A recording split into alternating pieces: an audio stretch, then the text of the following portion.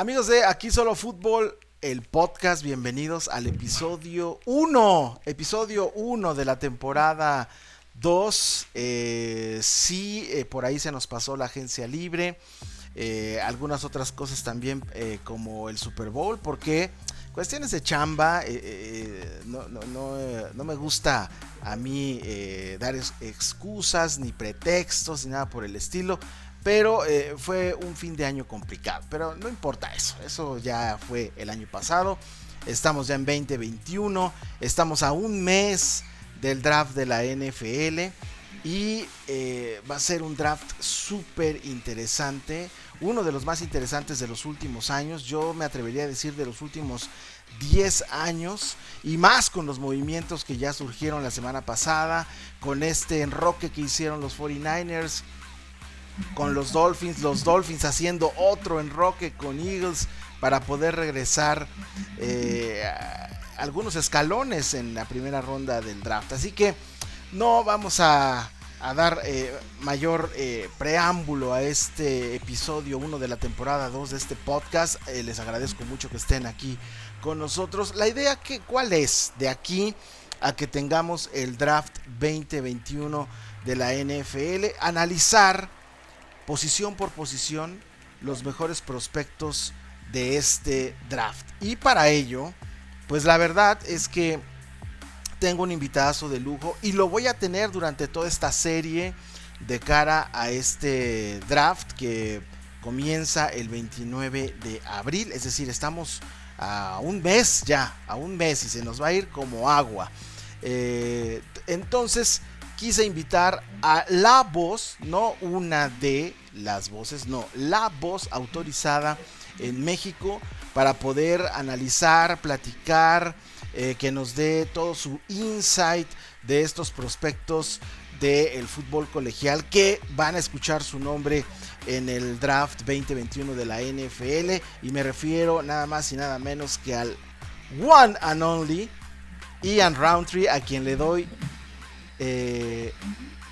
el reconocimiento, las gracias. En serio, mi querido Ian, te lo aprecio muchísimo que te des el tiempo, más porque sé que estás ahorita muy ocupado con este tema del draft. No es la única invitación que tienes en este podcast de Aquí Solo Fútbol. Además eres analista en Máximo Avance. Así que andas con mucha chamba, mi querido Ian, y por eso yo te agradezco muchísimo que estés con nosotros en este podcast y que te avientes en el análisis conmigo. Realmente el análisis es tuyo, yo nada más voy a estar allá acompañándote un poco, ¿verdad? Pero te lo aprecio muchísimo, mi querido Ian, y bienvenido a Aquí Solo Fútbol, el podcast. No, Iván, para nada, de verdad que el agradecimiento es mío. Ya lo platicamos alguna vez pues cuando tuvimos la oportunidad de estar juntos, trabajando juntos. No solo admiro tu trabajo, te admiro como persona. La verdad es que siempre tratamos de estar en contacto tú y yo, ¿no? Aunque sea en redes sociales, ¿no? Siempre nos echamos por ahí una platicadita. Sí. Y no, para nada, el agradecimiento es mío. Estoy bien contento de participar contigo. Por fin pudimos hacer sinergia en algo. Y listísimo para platicar con todas las personas que siempre estaré agradecido que se tomen el tiempo de escucharnos. Sí me encargo de la NCAA y del draft y del scouteo principalmente, ¿no? Esa es mi vocación y mi profesión, ¿no? Me he dedicado a scoutear pues desde que trabajo como coach en alguna de las universidades de aquí en México y los cursos, las academias a las que he podido ir para aprender sobre scouteo. Pero siempre agradecido con estos espacios porque, como te decía, yo hace 10 años jamás hubiera soñado tener algún espacio así, ¿no? Mucho menos con alguien como tú. No, hombre, muchas gracias, mi querido Ian. Mira, para la gente que no ha seguido tu trayectoria, fuiste jugador de Aztecas de la UDLA, también fuiste head coach de algunas de las categorías de Aztecas, infantiles, juveniles, intermedia. También formaste parte del staff de coaches en Liga Mayor, si no estoy mal. Así es, co-coordiné la defensiva ahí en el 2004. Exactamente, como parte de el staff que coordinaba la defensa. Pero después viene una etapa en la que ya tú te decides hacer escauteo, el scout. Y me gustaría que nos platicaras un poquito cómo llegas a esa parte del escauteo y que trabajas también, o sea, de esa parte de scout y que eres el único scout en México reconocido por la NFL. Cuéntanos de eso, mi querido Ian. Bueno, pues sí, la verdad es que el escauteo nace muy temprano en mi carrera como coach. Aquí en México es común que las personas que llegan a determinadas categorías empiecen a coachar a las más chicas. Por eso tuve la oportunidad de coachar 2 años, aunque yo empiezo realmente coachando en CEU. Yo vengo de CEU, mis infantiles. Luego juego un par de años en Estados Unidos y en el CUM, mi prepa es del CUM y de Estados Unidos. Y entonces desde que llego a determinada edad puedo empezar a coachar, ¿no?, a los niños y luego va subiendo de categoría, entonces va subiendo de experiencia. Y en la Universidad de las Américas, en Puebla, no existía, digamos, el puesto de coordinador de reclutamiento, no era un puesto establecido. Pero el coach de las categorías infantiles, yo fui head coach de las infantiles, de las juveniles y de la intermedia, eres de facto el coordinador de reclutamiento, porque tú eres el que tienes contacto con todos los demás equipos y con todos los demás jugadores. Tú eres el que tienes que hacer los contactos y el que te tienes que encargar de acercarte a los jugadores y a los padres de familia de las otras organizaciones para establecer ese reclutamiento y pues ver qué tanto interés hay en que vengan a participar con la Universidad de las Américas. Desde que empiezo a hacer eso, tanto en infantiles como juveniles e intermedia, pues me doy cuenta que es apasionante, que me llama mucho la atención. Afortunadamente por mi profesión, yo soy abogado internacionalista y mis maestrías son en relaciones internacionales, se me da bien las relaciones interpersonales, se me da bien el uso de la palabra, se me da bien la relación con los padres de familia y con los jugadores, y más siendo coach, que desarrollas estas habilidades de liderazgo y de contacto, digamos, con esos jugadores. Y entonces, bueno, decido que es algo a lo que me apasiona y que voy a hacer. Cuando yo termino mi etapa como jugador en México, sigo coachando, ¿no?, al frente de los Gamos del CUM, tú lo sabes, ¿no?, 15 años ahí, y entonces continúo con esta pasión, con esta vocación que tengo por el escauteo, cuando me entero que existe la NFL Scouting Academy, y es la oportunidad que tienen las personas, muchos exjugadores de la NFL acuden. Las clases son impartidas por coaches de la NFL y por exgerentes generales y scouts para acercarse a este mundo. Y si te soy honesto, porque esto yo lo tomé en el 2016, allá en Troy, Nueva York, yo nunca pensé que esto me fuera a funcionar más allá de un interés personal. Yo lo que quería, mi interés era saber si lo que yo venía haciendo tantos años lo estaba haciendo bien o estaba haciendo puras tonterías. Esa es la realidad, ¿no? Pues nadie te enseña esto, ¿no? Crees que sabes. Afortunadamente no lo estábamos haciendo tan mal en México, ¿no? Teníamos cierta idea, pero bueno, sí, ya cuando te dedicas a esto y profundizas en esto, es una materia no solo apasionante, sino muy técnica y muy complicada. Y bueno, a partir de entonces, yo obtengo esta certificación en el 2016 y ya entro de lleno. Ya estaba con Máximo Avance, pero con los programas que manejamos allá y que bueno, yo he tenido, ¿no?, mi programa Máximo Avance University ya desde hace 8 o 9 años, pero empiezas pues a tener contacto con los equipos, ¿no?, a tener contacto con las organizaciones. Yo hago el escauteo, no únicamente yo, pero bueno, yo apoyo a ciertos equipos de Liga Mayor, apoyo a ciertos equipos de la LFA, por ejemplo, ¿no?, con el scouting de jugadores, y pertenezco actualmente a una empresa internacional, ¿no? Su nombre es All22, les mando un saludo a todos los que nos estén viendo, ¿no?, de All22, y somos una empresa de scouteo internacional con sede en Canadá, y somos scouts y visores de prácticamente todos los países que tienen fútbol americano en el mundo. Wow, increíble. Cuéntame una cosa, Ian, aproximadamente ¿cuántos jugadores te toca scoutear a ti cuando viene un draft de la NFL, por ejemplo? Mira, nosotros lo que tratamos de hacer es reducir la lista a unos 300 jugadores, ¿no?, elegibles, y de esos 300 jugadores nos abocamos a conocer bien sobre 150. O sea, saber cuánto miden, cuánto pesan, dónde jugaron, qué tipo de jugadores, dónde embonan. Sobre 150 de forma muy, muy cercana. Sobre 300 en cuanto al conocimiento de ellos, de su existencia, de dónde vienen, igual medidas, cuándo viene, cuándo pesa, dónde podría embonar, y eso es a nivel NFL. A nivel México, digamos, pues estamos hablando de los miles. Miles de jugadores. Sí. Wow. No. increíble y apasionante también, y súper interesante esta parte del escauteo. Nuevamente les recuerdo, estás en el episodio 1 de la temporada 2 de Aquí Solo Fútbol, el podcast. Estamos ya adentrados en el tema del draft 2021 de la NFL y tengo como invitado a Ian Roundtree, uno de los scouts en México más y mejor reconocidos, una voz autorizada en este asunto del escauteo de los jugadores del fútbol colegial que van a la NFL y a otros países también, incluido México.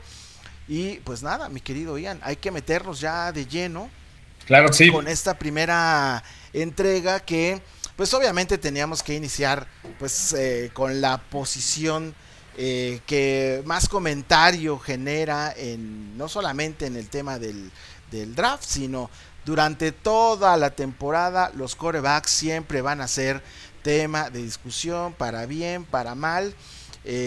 La mayoría de los equipos siempre entran a la off-season buscando un quarterback franquicia, ¿no? Son pocos los equipos de la NFL que tienen a su quarterback franquicia, los afortunados equipos que tienen a su quarterback franquicia. El resto, podríamos decir 2/3 de la liga, están siempre constantemente buscando a su quarterback franquicia vía agencia libre y o el draft de la NFL. Así que vamos a arrancar entonces con los quarterbacks en esta clase 2021. Yo le he pedido a Ian que me entregue 5 prospectos, los 5 prospectos que él tiene como los mejores de cara a este draft de cada una de las posiciones. Tengo aquí entonces la lista, el top 5 de quarterbacks de Ian Roundtree, y vamos a comenzar entonces con el número 5, mi querido Ian, que es Mac Jones. Lo tienes en el número 5 y sin embargo, después de este movimiento que hicieron los 49ers para tener el slot 3 en la primera ronda, muchos creen que Mac Jones va a terminar con los 49ers. Pero cuéntame, ¿qué es lo que has visto? Pros y contras de este muchacho de Alabama, campeón del fútbol colegial, que por cierto tuvo un partido de campeonato espectacular. Mac Jones de Alabama. Cuéntame, mi querido Ian, ¿qué has visto de este muchacho? Bueno, mira, la evaluación de Mac Jones es relativamente sencilla. El problema de evaluar a estos jugadores, como decimos los scouts, no es evaluarlos. Cualquier persona puede ver a 2 jugadores jugar y decir A es mejor que B. O sea, eso no cuesta trabajo. Lo que cuesta mucho trabajo es la evaluación. ¿Cuánto vale? ¿Vale una tercera ronda? ¿Vale una quinta? ¿Vale una sexta? ¿Vale el pick número 1? ¿Vale el pick número 10? Entonces, la evaluación de un jugador, cuando tienes las herramientas, eso lo puede hacer cualquiera. No, el problema es la evaluación. ¿Cuánto mide? ¿Cuánto pesa? Todo ese tipo de cosas entran en discusión cuando sabes dónde lo colocas. Ahora, ¿qué es lo que tiene Mac Jones? Mac Jones tiene lo que nosotros llamamos como el piso más sólido. Mac Jones es un jugador que puede encargarse de cualquier ofensiva desde el día 1 y estar en el enterado de que la va a hacer funcionar. Eso es tener el piso sólido. Tiene las herramientas, los traits, las características necesarias para entrar en cualquier equipo en cualquier momento y hacerla funcionar. Okay. Pero Mac Jones no tiene un gran techo. Digamos que hablando de pisos y techos, ese espacio que tienes es el nivel que vas a tener en la NFL. Él tiene un piso muy alto, pero tiene techo muy bajo. No tiene mucho para desarrollarse. ¿A qué nos referimos con esto? Mac Jones no se va a volver más rápido, no se va a volver más fuerte, no va a lanzar más duro, no va a desarrollar habilidades que no ha desarrollado ahora tras toda su carrera en Alabama. Lo que ves con Mac Jones es lo que hay. Eso no es necesariamente malo. En muchos equipos esas características las colocas el día 1 y puede ser un perenne contendiente, como el caso de Kirk Cousins, por ejemplo, ¿no? Pero eso es lo que hay. No se va a volver mejor, no va a lanzar más duro, puedes manejar cierta parte de técnica y quizás alguna familiaridad con el sistema y eso te puede hacer más eficiente, pero no hay más. Lo que ves en Mac Jones es lo que vas a ver en Mac Jones los próximos 10 años. Y eso lo hace una evaluación, no voy a decir sencilla, porque hay que estudiar esos parámetros, pero muy sólida. O sea, eso que ves hoy de Mac Jones, eso es lo que va a haber. Por eso está en el número 5, porque su proyección a largo plazo no da para más. Eso es lo que tienes con Mac Jones, eso es lo que vas a tener en 10. yo tengo una duda ahí con estos quarterbacks, sobre todo con los quarterbacks que salen de un programa tan sólido, tan exitoso, tan bien fundado como Alabama, ¿no? Y tenemos un caso ahí, inmediato en la temporada 2020 con Tua Tagovailoa. Siempre he tenido esta idea y quiero que tú me digas si es correcta o no. Estos quarterbacks que vienen de un programa como Alabama, me parece que es difícil de repente enchufarlos en una franquicia de la NFL, porque en Alabama, particularmente Mac Jones, pues él tenía al mejor equipo que podía tener el fútbol colegial, a los mejores receptores, a la mejor línea ofensiva, al mejor staff de coaches, y eso no lo va a tener en la NFL. En la NFL, cuando esta clase de jugadores los enchufas en una franquicia NFL, pues normalmente son equipos que sufrieron la temporada próxima anterior, que no tienen la mejor línea ofensiva, que no tienen los mejores receptores, que no tienen los mejores coaches, y me parece que esa transición, Ian, les puede resultar muy complicada. Pero dime si lo estoy viendo bien o mal. Tienes 100% la razón. Claro que entra dentro de nuestras evaluaciones, claro que tiene que ver, así que estás en todo lo correcto.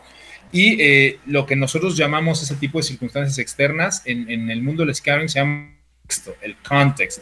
Todo eso que haya logrado Mac Jones, que ojo, Alabama es como el equipo que está de moda, bien ganado porque ha hecho pedazos al college football, pero Ohio State y los quarterbacks de Ohio State, que ya llegaremos también al de hoy, están en la misma situación. Es decir, el equipo en el que se posiciona un quarterback titular de Alabama o de Ohio State va a ser el mejor equipo en el que él esté en toda su carrera. En la NFL nunca va a tener a 11 All Pros jugando para él.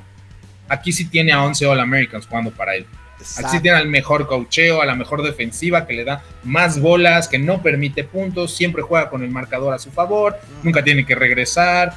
O sea, sí. Y sí tiene que ver, se llama contexto, claro. Y claro que es muy difícil. Digo, a Alabama le pasa ahorita, le ha pasado a Ohio State estos últimos años también, pero recuerden la década pasada, todos los quarterbacks de USC que no pudieron jugar en NFL, o sea, no era lo mismo. USC aventabas una piedra y le pegabas a un All-American, ¿no? O la Universidad de Miami hace 2 décadas, ¿no? Todos esos jugadores que salían, ¿no?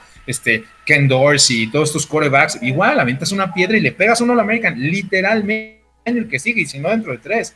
Entonces, sí, tienes toda la razón, es muy difícil. Nunca van a volver a jugar con el talento, comparativamente hablando, que tienen en las universidades, y sí cuesta trabajo. Sin embargo, el caso de Mac Jones, pues él puede aterrizar en blandito, ¿eh? ¿Por qué? Porque si efectivamente los 49ers hicieron este movimiento, si Kyle Shanahan, el head coach de San Francisco, realmente está enamorado de Mac Jones, porque, bueno, sabemos quiénes van a ser las 2 primeras selecciones globales, a menos que suceda o pase una gran sorpresa. No te preocupes, no va a pasar. Yo creo que no va a pasar. Sabemos quiénes van a ser 1 y 2 y vamos a llegar a ellos, ¿no? En el número 3 quedan los 49ers y tal parece que Kyle Shanahan está convencido de que Mac Jones puede ser el quarterback que los puede llevar de regreso al Super Bowl e incluso ganar un Vince Lombardi con él. ¿Cómo embona Mac Jones con el ataque de los 49ers, con la ofensiva de Kyle Shanahan? ¿Le ves futuro o no le ves futuro? ¿Crees que pueda funcionar este plan? Ok, aquí ya me voy a meter un poquito a la parte de ser coach o de ser gerente general, no tanto scout, y cómo funcionan las organizaciones, cómo funciona un equipo de fútbol americano, cómo lo tienes que dirigir. Y el problema aquí radica simplemente en que tienes a Jimmy Garoppolo. Entonces hay una de dos. Si Jimmy Garoppolo está en el roster para la primera semana de juego, Mac Jones no es el quarterback que va a escoger San Francisco en 3. Mac Jones y Jimmy Garoppolo son exactamente lo mismo en términos reales, en términos de valor para la liga. Lo que pueden hacer, lo que no pueden hacer, a lo mejor no tiene el brazo más fuerte que el otro, pero es mínimo, a lo mejor no tiene más experiencia que otro en la NFL, pero bueno, eso lo obtienes con el tiempo. Entonces, si Jimmy Garoppolo está en el roster en la semana 1, Mac Jones no es la selección de 49ers. Es exactamente lo mismo. Ok, entonces, para que Mac Jones sea titular la semana 1, tiene que salir Garoppolo. Ahora, si ellos, y eso es algo que nosotros solamente no sabemos, solo San Francisco sabe, pero si San Francisco decide que Garoppolo es quien va a estar en la semana 1 como titular, entonces tomas a un quarterback a desarrollar, ya hablaremos de cuáles, pero bueno, para que Mac Jones sea el pick, tenemos que ver fuera a Garoppolo, o sea, no hay de otra. Y ya hablando de estructura, ¿no? Lo que decíamos de cómo se lleva a estas organizaciones, ¿no? En términos de front office, bueno, pues Mac Jones te brinda las mismas cosas, digamos, a grandes rasgos, que te ha brindado Garoppolo estos años. Garoppolo no es un top 7, top 8 quarterback. La NFL, los tires de quarterback, es del 1 al 7, 8, que son los elite, los que puedes ellos mismos ganar un campeonato. Los Russell Wilson, los Aaron Rodgers, los Patrick Mahomes, los Josh Allen, etcétera, etcétera. Después viene esa como etapa intermedia de unos 12 jugadores, unos 12 quarterbacks, que lo que hacen es darte una oportunidad para ganar. Si me rodeas de talento, si tengo una muy buena defensa, si tengo un excelente ataque terrestre, yo puedo llevar al equipo un campeonato de conferencia, quizás a un Super Bowl como Nick Foles, etcétera, etcétera. Y luego esos 10 equipos que están desesperados que por quien juegue, quien consiguen. Entonces Mac Jones y Jimmy Garoppolo son piezas intercambiables. O sea, no es uno mejor que el otro, ni ya alarmamos porque llegó Mac Jones, no. Pero lo que tiene San Francisco es que tiene los rosters más preparados, mejores del NFL, y lo que haces obteniendo y metiendo ahí a Mac Jones es que haces reset en el salary cap. Te deshaces de Garoppolo, que está cobrando $34.7 millones, y metes a Mac Jones con un contrato de quizás 5 millones al año. Eso te permite en mantener todo este roster de San Francisco y ser contendiente por los siguientes 5 años, porque las capacidades de Garoppolo y de Mac Jones son intercambiables. Entonces, para la gente que no le gusta mucho el pick de Mac Jones, que dicen, ¿cómo? Hasta el 3 por Mac Jones, eso no puede ser, no lo vale. Sí lo vale en la situación de San Francisco. Si tú tienes ese roster y si tienes todo ese dinero para gastar una vez que sale Jimmy Garoppolo, entonces Mac Jones es la selección perfecta.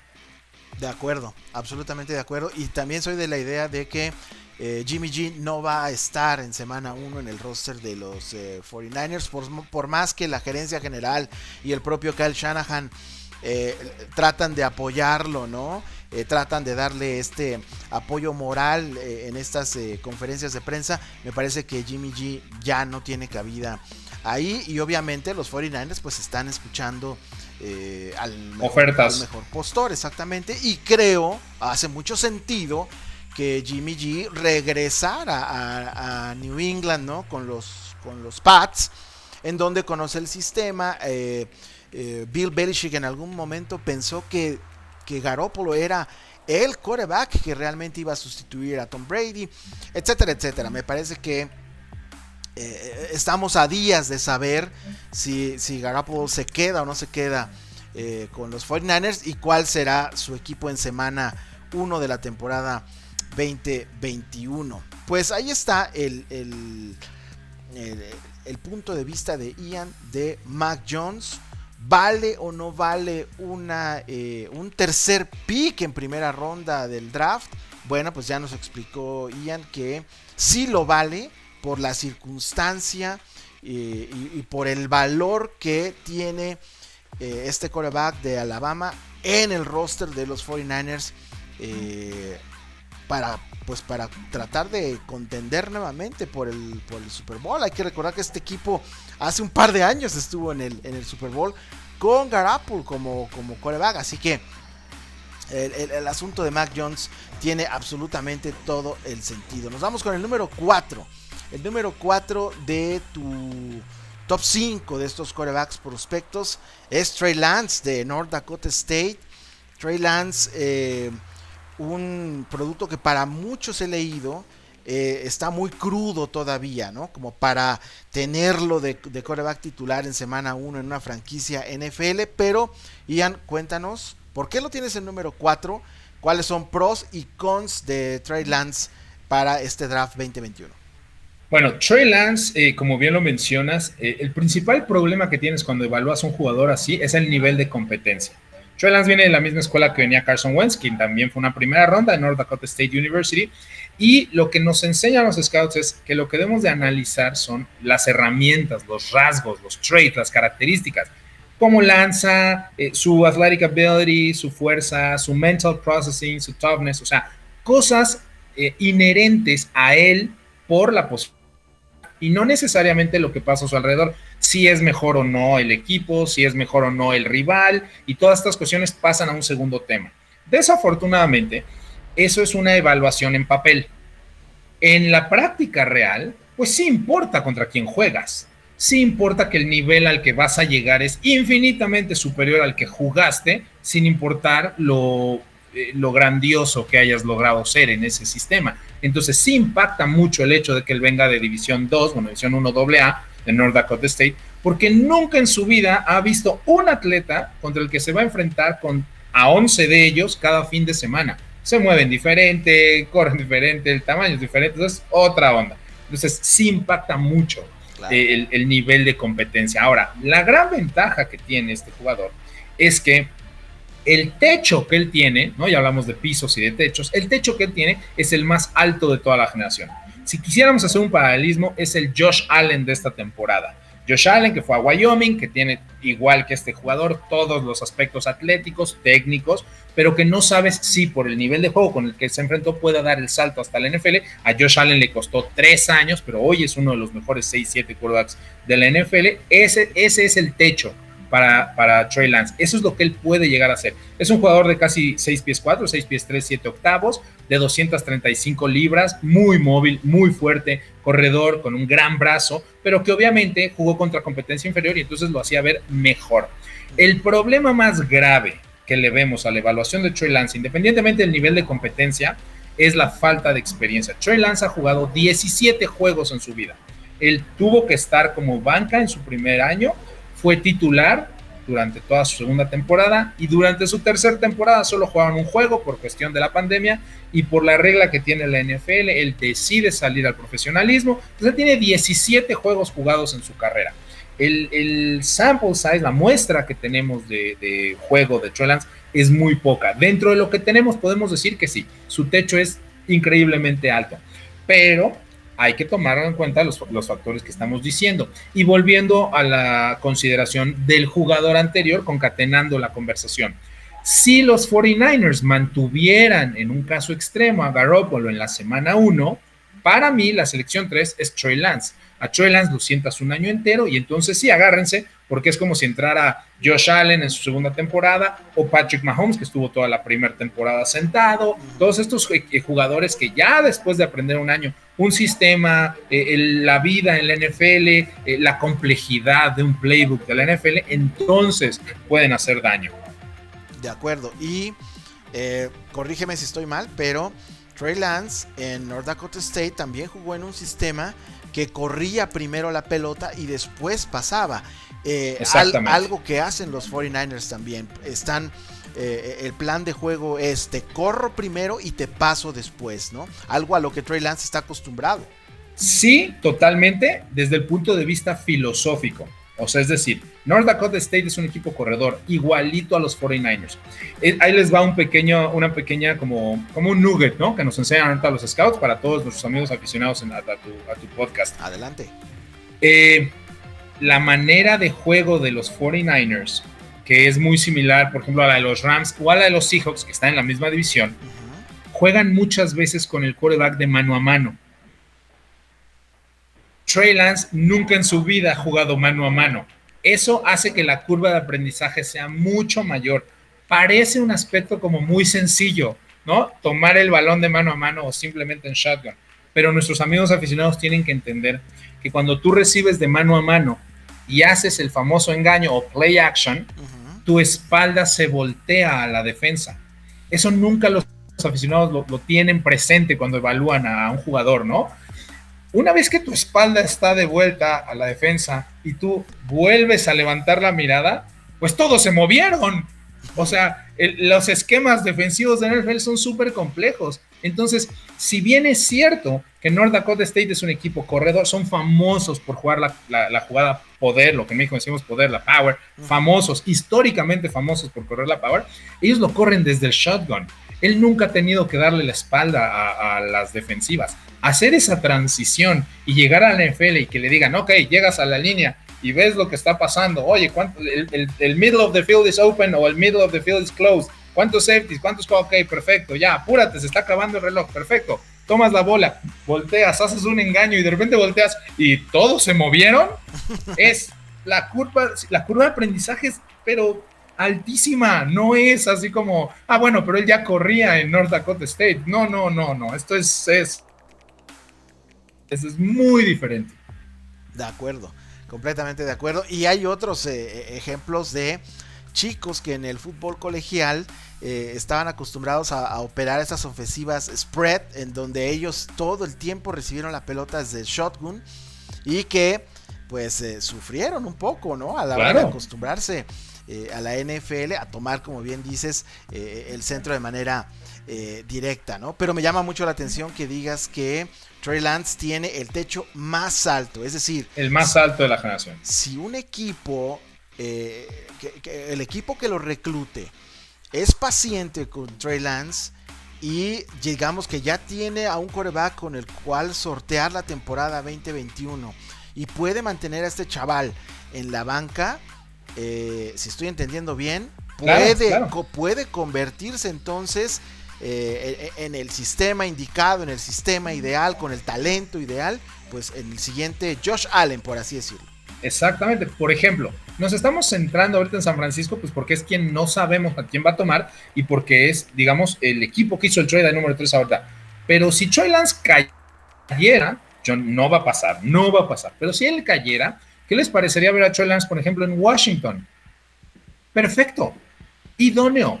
O sea, lo sientas un año tras Ryan Fitzpatrick y al siguiente año te ganan el campeonato divisional, pero muerto de risa. Sí. Ahora, no creo que Washington haga ese movimiento. No, ni siquiera le va a llegar a Washington la opción. Exactamente. Pues yo creo, ¿no? Pero para que veamos que no es como tratar de embonarlo forzosamente en determinados equipos. Hay situaciones que serían perfectas para el jugador y no solo para el equipo. Insisto, Washington sería una de ellas. ¿O qué me dicen de Nueva Orleans? Sí. Si lo sientas un año en Nueva Orleans y al siguiente, claro, no va a llegar. O sea, Washington tiene la 22 y Nueva Orleans tiene la 28. O sea, no se preocupen. No es lo que estamos haciendo. Lo que estamos haciendo no es que estemos tratando de forzar a un jugador en determinados equipos, en este disco, sino que hay jugadores que son idóneos para determinados equipos. Si Trey Lance llegara a Nueva Orleans o si Trey Lance llegara a Washington, pues estaríamos hablando de un contendiente los próximos 10 años. De acuerdo. Pues ahí está, el número 4 es Trey Lance y el número 3 es Justin Fields. Ya llegamos al top 3. El número 3 es Justin Fields de Ohio State. Este muchacho que también ha sido polémico, ¿no? He leído de todo en cuanto al Scouting Report de Justin Fields. Tuvo un juegazo en las semifinales del playoff colegial contra Clemson, incluso lesionado, estaba golpeado de las costillas, tuvo un partidazo mostrando agallas y después ya en el juego por el título pues ahí me lo aterrizaron, ahí me lo pusieron un poquito más con los pies en la tierra, contra una competencia, contra un equipo superior como Alabama, con una defensiva que lo estuvo atacando los 4 cuartos. Y eso me parece que pudo haber mezclado de alguna manera el Scouting Report de Justin Fields. Ian, ¿qué me dices de este muchacho de Ohio State? Para mí, uno de los mejores quarterbacks de Ohio State en la última década. Ok, aquí la proyección, y siguiendo con el mismo tenor de lo que hemos estado hablando, aquí la proyección nos dice que el suelo que tiene Justin Fields es todavía más alto que el de Mac Jones. Las cosas que hace bien Justin Fields, las hace bien o muy bien. Y ahorita les hablo rápido de la terminología de los niveles, ¿no? Okay. Los hace bien o muy bien.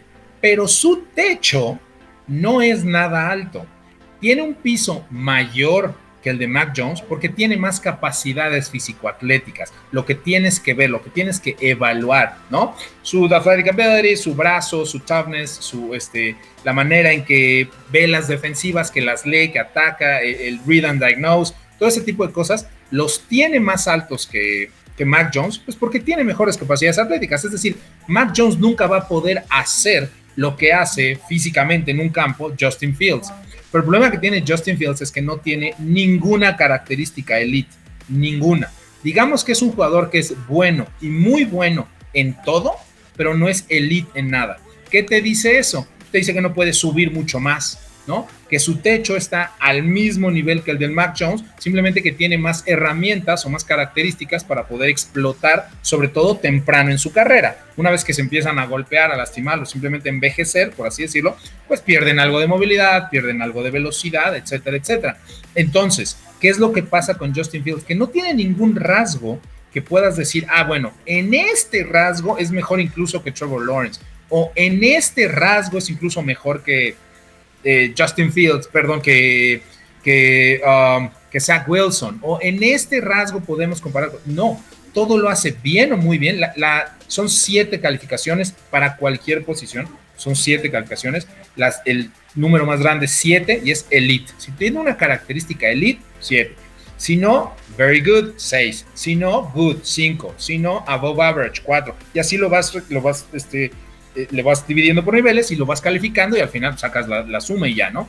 Entonces, Justin Fields tiene un piso más alto, pues porque tiene capacidades físico-atléticas mucho mejores que las de Mac Jones, pero no tiene ninguna característica, no es un brazo que nunca hayamos visto antes, no es una velocidad que nunca hayamos visto antes, no es un tamaño que nunca hayamos visto antes, no es un procesamiento mental del juego que nunca hayamos visto antes. Qué bárbaro, el tipo es un genio. No improvisa también, o sea, digamos que está como a la par de Mac Jones, muy centrado, muy sólido en lo que ya hace bien, pero difícil verlo ser mucho mejor en la NFL. Lo que no pudo hacer Justin Fields en la NCAA, no veo cómo lo va a poder hacer en la NFL. Ahora, hay un aspecto aquí importante. Los quarterbacks afroamericanos, lo voy a decir así, están de moda en la NFL. Y de alguna manera me parece que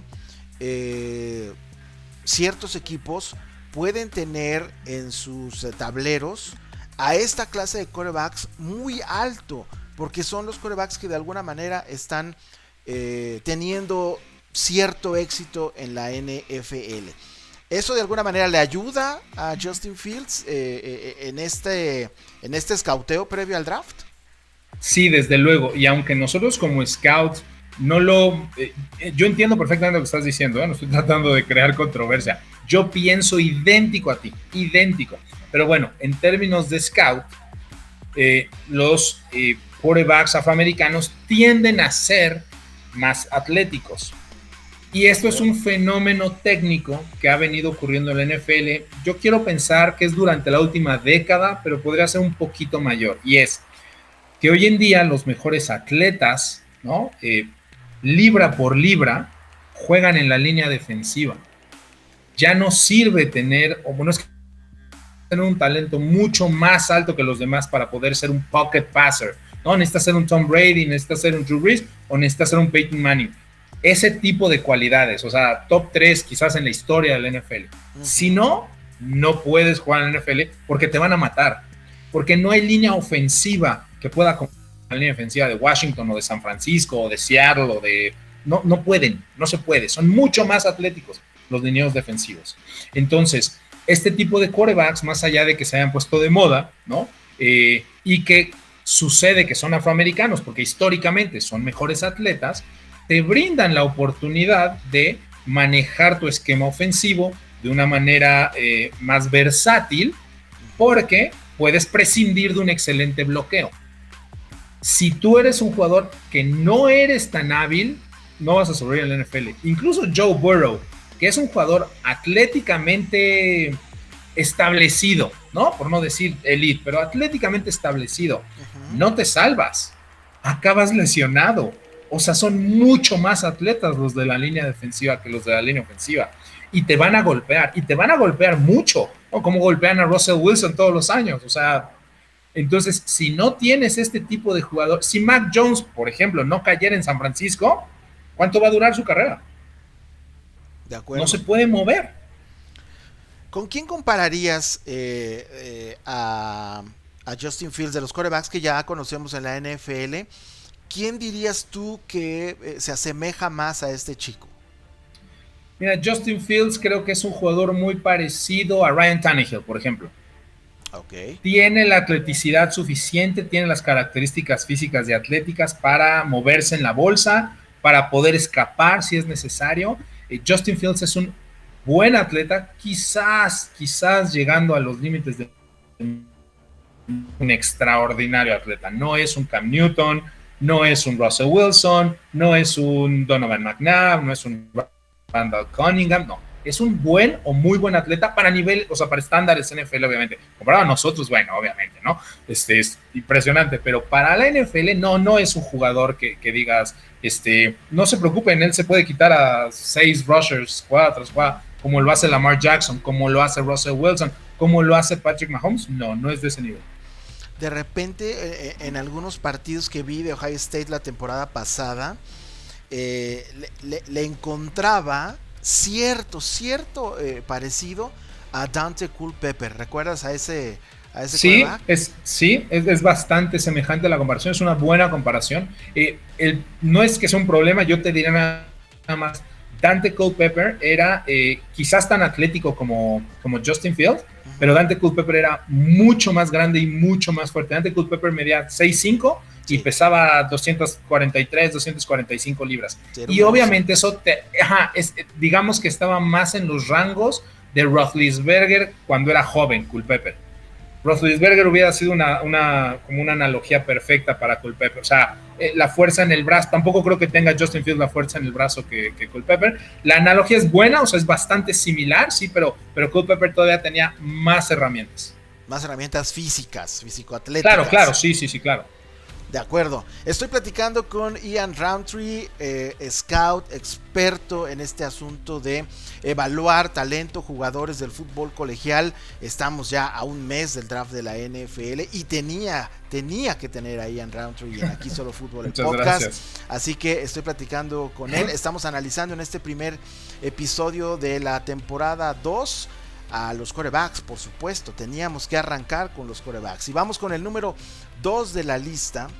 Me parece que es de toda esta clase 2021, es el quarterback que ha ascendido mucho más rápido que los demás, que a lo mejor hace unos meses era, digamos, el número 4 o el número 5, y de repente, ¡pum!, se convirtió en el número 2. Ya hablamos de Zach Wilson de BYU.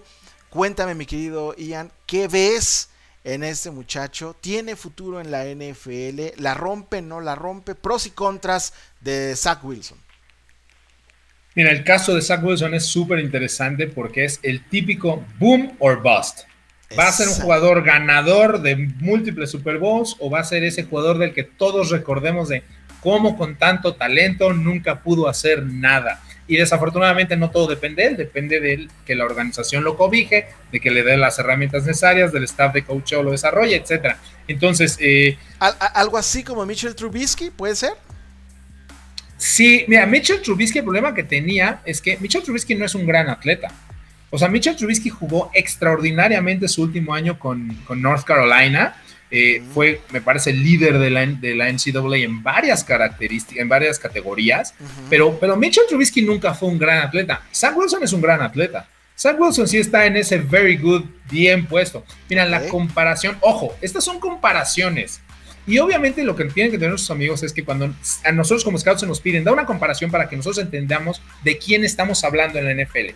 Estas comparaciones son obviamente al salir del NCAA. Es decir, si yo voy a decir o digo que la comparación es Patrick Mahomes, que para mí es la comparación idónea, ¿no? Zach Wilson y Patrick Mahomes, es cuando Patrick Mahomes salió de Texas Tech. No Patrick Mahomes, All Pro, MVP, campeón del Super Bowl. Obviamente está a años de hacer eso, ¿no? Claro, pero claro.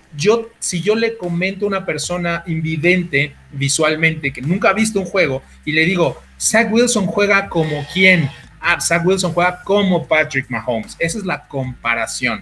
Entonces, el techo que tiene Zach Wilson es casi tan alto como el de Trey Lance. Es altísimo, o sea, lo que puede llegar a ser Zach Wilson es impresionante. No tiene el techo de Trey Lance, lo que decíamos, pues porque no mide 6 pies 5 y no pesa 335 libras, etcétera, pero el techo es quizás el más alto, ¿no? O sea, después de Trey Lance.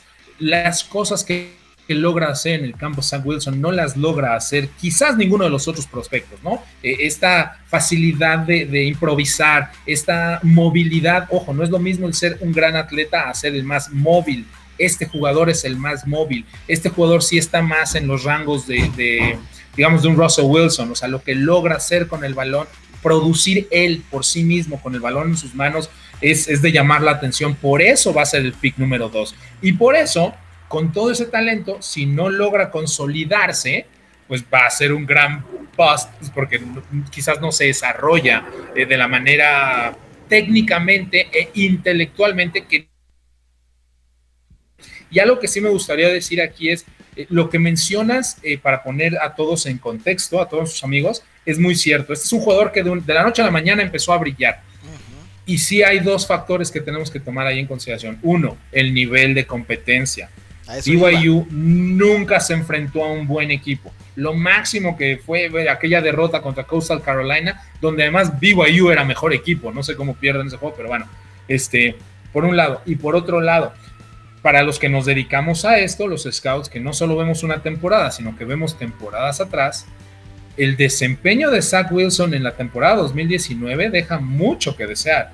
O sea, no fue un gran jugador, o sea, sí tiene que ver en esta gran evolución, no solo su talento y no solo sus herramientas, sino tiene que ver el nivel de competencia. Si Zach Wilson hubiera enfrentado una temporada normal, como BYU normalmente lo hace por ser independiente y jugar contra USC, contra Notre Dame, contra Florida de repente, entonces no se hubiera visto como lo tenemos previsto y no tendría esas calificaciones, pero tampoco existe ese tape, entonces tenemos que evaluar lo que vemos.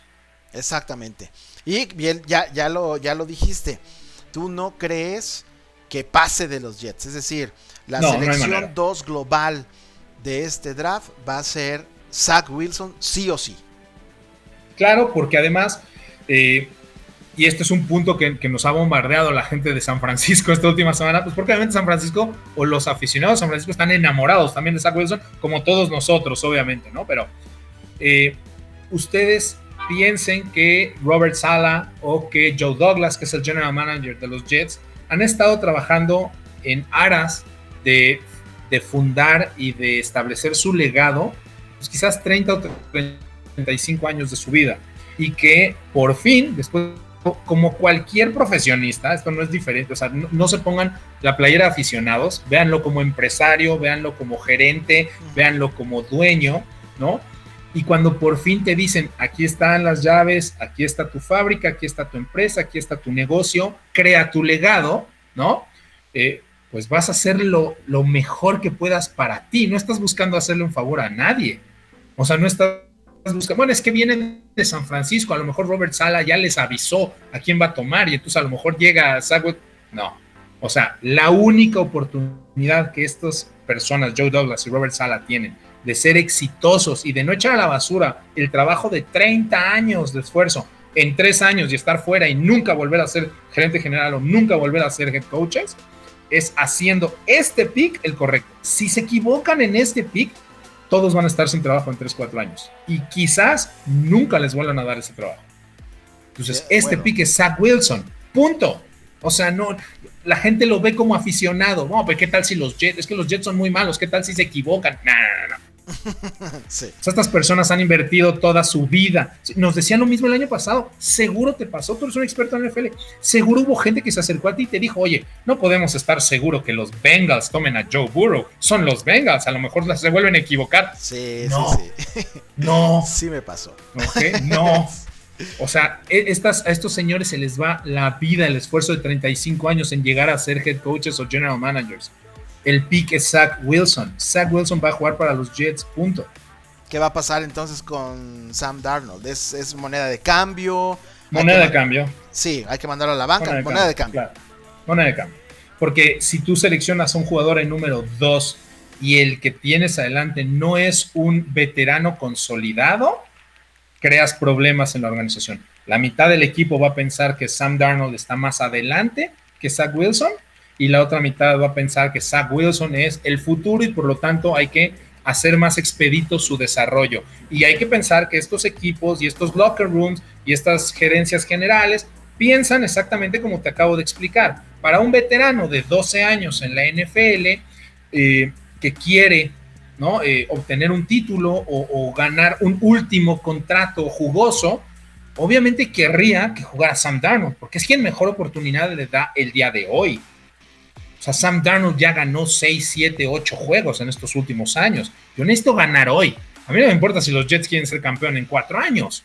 Entonces se empieza a dividir el locker. Y obviamente quien llega con esta nueva gerencia, quien llega, los agentes libres que acaban de ser reclutados por Robert Saleh, que tienen esos 2, 3, quizás 4 años de contrato, que no conocen a Sam Darnold, obviamente van a apoyar al novato.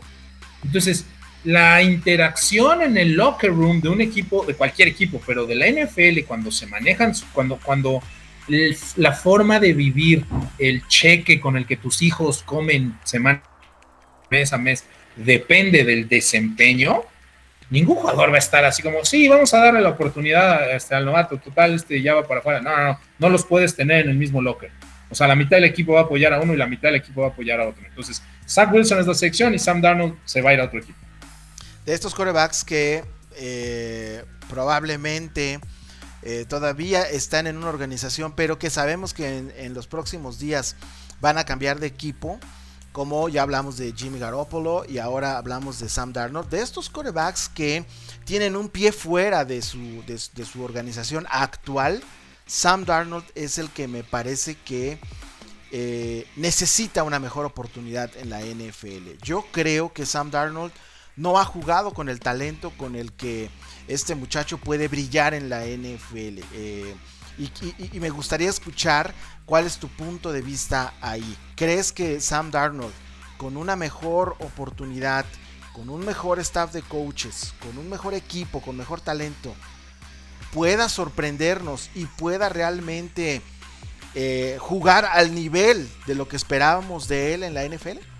Estoy 100% de acuerdo contigo. Para mí Sam Darnold es el siguiente Ryan Tannehill, un jugador que le faltaba experiencia y que llegó en una situación muy complicada a un equipo no muy bueno, lo que era Miami en aquel entonces, que necesita determinada estructura alrededor de él para poder hacerlo bien y que obviamente los Jets no lo ha obtenido. Para mí Sam Darnold es una excelente pieza de cambio para los Jets. No veo que muchos equipos que no tienen quarterback no se deberían de arriesgar por Sam Darnold. Y aquí el problema que tienen estas dos franquicias, tanto San Francisco como Jets, es cuando yo les platico estas cosas sobre cómo es un ambiente, cómo es un locker, qué es lo que piensa un gerente general, sentarlo. Si yo lo sé, las personas de la NFL saben infinitamente más que yo. O sea, ellos, lo que yo digo no es nuevo para ellos. O sea, ellos me lo enseñaron a mí. Entonces, el problema que tienen estas dos franquicias es que no pueden postergar o aplazar esta decisión mucho tiempo, porque los otros equipos saben que se tienen que deshacer de ellos. Quizás San Francisco en el caso de ir por Trey Lance o de Justin Fields para sentar un año, quizás. Pero en el caso de los Jets, todo el equipo sabe, o toda la NFL sabe que los Jets van a soltar a Sam Darnold porque va a llegar Zach Wilson. Entonces, tienes que hacer un trato lo antes posible. No te puedes esperar porque entonces vas a acabar, los equipos te empiezan a ofrecer menos, no más.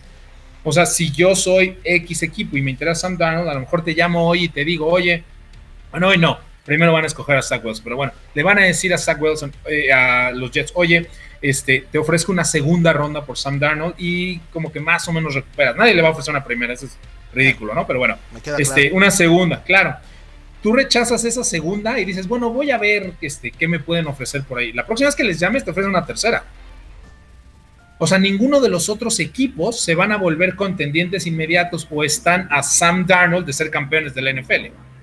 O sea, van a tener que desarrollarlo, van a tener que armar un equipo alrededor de él, que creo que se puede. Pero, y si no toma su tercera, la próxima vez que te llamen te ofrecen una cuarta. Entonces, los Jets y San Francisco, si es que ya decidió quién es el siguiente quarterback titular, no tienen tampoco muchísimo tiempo para hacer estos trades. Él sabe que se tiene que acabar deshaciendo de estos jugadores. De acuerdo, pues están en un dilema, entonces particularmente los Jets. Los Jets, claro. Tienen que hacerlo rápido.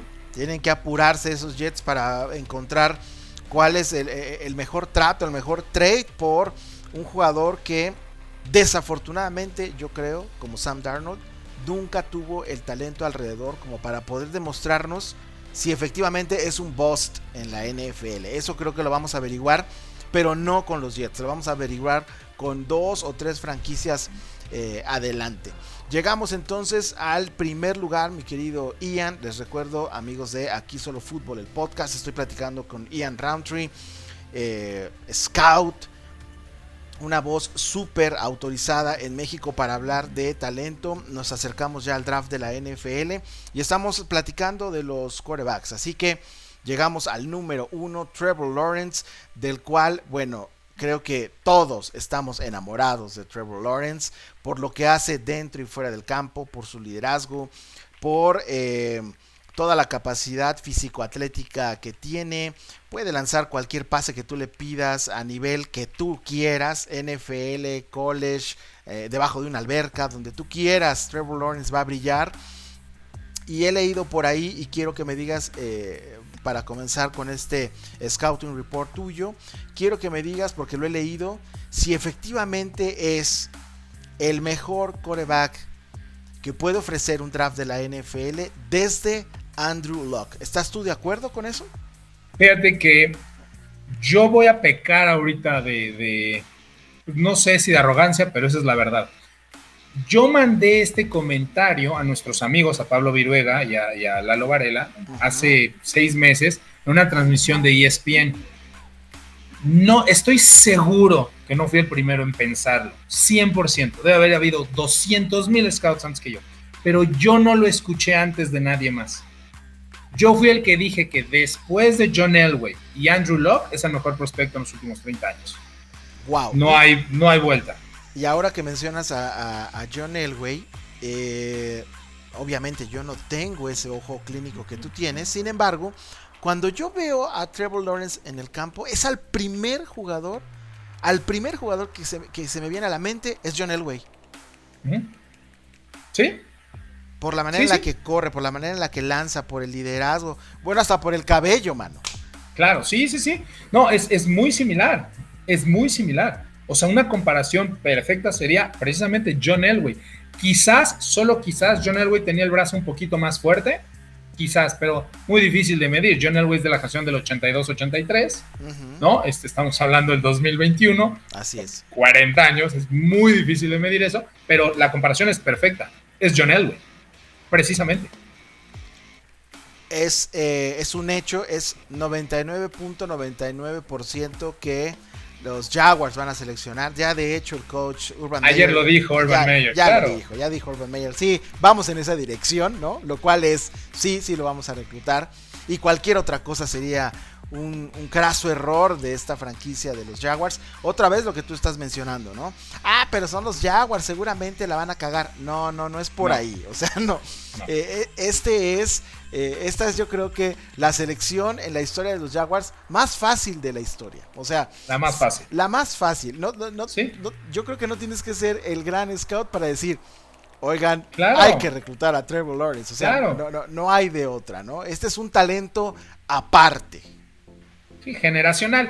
Y fíjense que obviamente hoy en día todos conocemos a Trevor Lawrence, ¿no? Y todos sabemos que va a ser el número 1. Y seguramente las personas que nos siguen y los aficionados que les interesa y que estudian también y se ponen a leer y a investigar, lo saben ya desde hace varios tiempo, ¿no? Semanas, quizás un año, ¿no? El Tank for Trevor y todo eso. Para los que nos dedicamos a esto, nosotros lo vimos desde high school. O sea, es un jugador que lleva a 3 campeonatos estatales a su high school de forma consecutiva. O sea, el primer año pierde semifinales, es titular desde el primer día. Y luego se echa 3 campeonatos nacionales.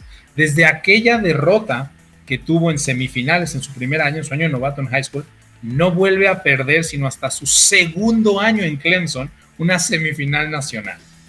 Tiene esos intangibles que por definición pura no es que te los pueda medir o explicar, pero que cuando lo ves, que cuando lees sobre él, que cuando ves cómo se comporta, que cuando ves cómo la gente gravita a su alrededor, cuando él es uno de los líderes que insiste en volver a echar a andar la maquinaria para jugar fútbol americano en la pandemia, cuando hace estos pronunciamientos acerca de los acontecimientos tan difíciles que hubo por la matanza de George Floyd, bueno, por el asesinato de George Floyd y el movimiento Black Lives Matter. Cuando tú ves que el mundo del fútbol americano le responde y le rinde pleitesía a este jugador, eso es un quarterback franquicia. A ese es al que le das las llaves del estadio y de la oficina y le dices, represéntame, cásate con mi hija, o sea, tú, sí, tú, o sea, va mucho más allá de lo que puede hacer en el campo. Y además en el campo mide 6'6", pesa 228 libras, tiene una precisión que no hemos visto en años, los colegiales de high school, la toma de decisiones, o sea, a él le pueden interceptar porque se le fue el pase o porque plantó mal el pie, que son cuestiones técnicas, las corriges, pero créeme que es bien difícil encontrar se equivocó, no, es que no, había 3 personas ahí esperando el pase, fue mal pase, no, o sea, su desarrollo mental, el hecho de que todos estos jugadores tengan coaches personalizados desde los 12, 14 años y que pasen los veranos con un gurú de quarterbacks y manteniendo su codo adentro y su codo arriba y la otra mano pegada al o sea, todo este tipo de desarrollo que ahora se paga miles de dólares para llevar a estos jugadores a la NFL, con él dio resultado. O sea, lo crearon en laboratorio. A ver, hay dos cosas que yo creo que convergen y tienen también que ver con lo que comentábamos con Mac Jones. Trevor Lawrence viene de un trabuco también. Trevor Lawrence viene de un programa que es de los mejores en el fútbol colegial en este momento, que es Clemson. Leí críticas, sobre todo en ese partido semifinal que pierde Clemson contra Ohio State, que se descompuso un poco Trevor Lawrence en el momento en el que le dan la vuelta al marcador y que Trevor Lawrence nunca fue ese quarterback, ese líder que muchos querían ver, reenchufando a Clemson como para poder regresar, y que se le veía desdibujado, desconcentrado, un poco roto, ¿no? Eso por un lado, incluso leí y escuché cierta crítica hacia Trevor Lawrence en esa, falta, de carácter, ¿no? Cuando el partido empezó a salirse de las manos a Clemson, muchos volteaban a ver a Trevor Lawrence y Trevor Lawrence no reaccionó. ¿Esa es una bandera roja en el caso de Trevor Lawrence? Mira, yo no dudo que estas personas, quien lo haya dicho, estén en lo correcto. Yo, en lo personal, como scout, no lo vi así. Vi a un jugador que las cosas no le salieron. Quizás, desde un punto de vista subjetivo, él pudo haber hecho más por su equipo, quizás, pero es totalmente subjetivo. Es difícil de determinar si realmente no hizo todo lo que pudo haber hecho. Y si ese fue el caso, de cualquier forma, sí creo que tenemos otros 50 ejemplos donde él se puso al hombro del equipo y, a pesar de ser más talentoso, él lo saca adelante. Y por otro lado, Clemson se ha vuelto un estándar, quizás no del nivel, pero bueno, muy similar a Alabama y Ohio State, de lo que es un programa de fútbol americano. Pero Clemson no tiene los reclutas que tiene Alabama y Ohio State. O sea, de vez en cuando, sí, obviamente está en el top 5, sí, pero la diferencia en jugadores, o sea, individualmente, que hay entre un Alabama y Ohio State, son los 2 primeros, y Clemson, yo diría que es relativamente notoria. O sea, no, ¿cuántos linieros ofensivos en la era Trevor Lawrence de Clemson están hoy en la NFL? ¿2? Sí, ¿3? ¿Cuántos receptores en la era Trevor Lawrence, no históricamente en Clemson, en la era Trevor Lawrence, están hoy en la NFL? Igual, o sea, sí tiene ese nivel, pues claro, porque reclutan al más grande, al más fuerte, al más rápido, y eso se traslada a la NFL, eso es obvio. Pero yo no creo que Clemson fuera hombre por hombre lo que es Alabama o lo que es Ohio State. Incluso los defensivos de Clemson, que tuvieron hace, me parece, 2 o 3 años en draft de Kyler Murray, sí, 3 años ya, que tuvieron a toda su línea defensiva seleccionada, 3 de ellos en la primera ronda y uno en la quinta, Kelly Bryant. Fuera de eso, no, los linebackers de Clemson rara vez son seleccionados, ni siquiera llegan a la NFL. O sea, como equipo son igual de sólidos, digamos, que Alabama y que Ohio State, pero hombre por hombre, yo no creo que Trevor Lawrence haya tenido el apoyo que tuvo Tua o Mac Jones o el mismo Devonta Smith jugando con esos cuerpos de receptores año tras año, 2, 3 receptores llegando a la NFL, a las cerradas. O sea, no creo que el análisis de roster construction, ¿no? De talento a tu alrededor sea equiparable el de Trevor Lawrence al de Alabama y Ohio State. Ok, ese es un punto muy importante e interesante. Está acostumbrado Trevor Lawrence a venir de atrás, a tener las cosas en contra, porque eso es lo que va a pasar en Jacksonville. Es decir, si estás pensando, tú que nos escuchas, que Trevor Lawrence trae la varita mágica, lo van a enchufar en la ofensiva de los Jaguars, y los Jaguars van a ser contendientes nada más porque tienen a Trevor Lawrence, híjole, andamos muy mal, no es por ahí. ¿Cuánto tiempo va a tomar Ian en que Trevor pueda ser ese quarterback que todos queremos ver en el fútbol profesional? Como mínimo un año. Es la misma trayectoria, diría yo, de Joe Burrow o de Kyler Murray, y que sí, obviamente es fácil decirlo porque han sido la primera selección global, pero bueno, han sido la primera selección global porque comparten esas características, ¿no? El primer año es totalmente aprendizaje. Vamos a verle flashazos a Trevor Lawrence como se los vimos a Joe Burrow, de crear 2, 3 jugadas por juego que digas, este chavo está en otro nivel, pero sí el nivel que va a tener a su disposición y el desarrollo de estos equipos que generalmente son muy en el quarterback titular, va a costar mínimo un año. O sea, yo no puedo ver a Jacksonville ganando más de 6 o 7 juegos este año, si bien le va. Y sería la nota, ¿no? Si ganan 7 juegos los Jaguars. Y 2 o 3 gracias a él.